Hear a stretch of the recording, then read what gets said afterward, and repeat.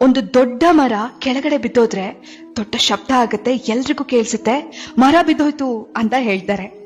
ಆದ್ರೆ ಅದೇ ಮರ ಕಷ್ಟಪಟ್ಟು ಬೆಳಿಬೇಕಾದ್ರೆ, ಗಿಡದಿಂದ ಮರವಾಗಬೇಕಾದ್ರೆ ನಿಶ್ಶಬ್ದವಾಗಿ ಬೆಳೆಯುತ್ತೆ, ಯಾರಿಗೂ ಕೇಳಿಸಲ್ಲ.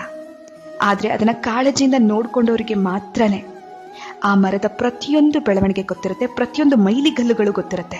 ಯಾವಾಗ ಮೊಳಕೆ ಬಂತು, ಯಾವಾಗ ಚಿಗುರಿತ್ತು, ಯಾವಾಗ ಕಾಯಿ ಬಿಟ್ಟಿತ್ತು, ಯಾವಾಗ ಹೂ ಬಿಟ್ಟಿತ್ತು, ಹಣ್ಣು ಯಾವಾಗ ಬಿಟ್ಟಿತ್ತು, ಎಲ್ಲವೂ ಗೊತ್ತಿರುತ್ತೆ. ಮಿಕ್ಕಿದವ್ರಿಗೆ ಏನ್ ಗೊತ್ತಿರುತ್ತೆ? ಮೊನ್ನೆ ತಾನೇ ಬೀಜ ಬಿತ್ತಿದ್ದು ಆಗ್ಲೇ ಮರ ಆಗೋಗಿದೆ ಅಂತಾರೆ.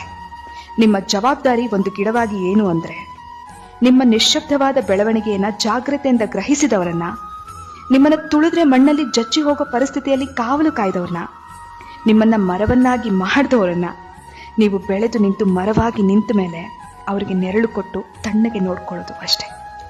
ನಿಮ್ಮವರನ್ನ ಪ್ರೀತಿ ಮಾಡಿ, ನಿಮಗೋಸ್ಕರ ನಿಂತವ್ರನ್ನ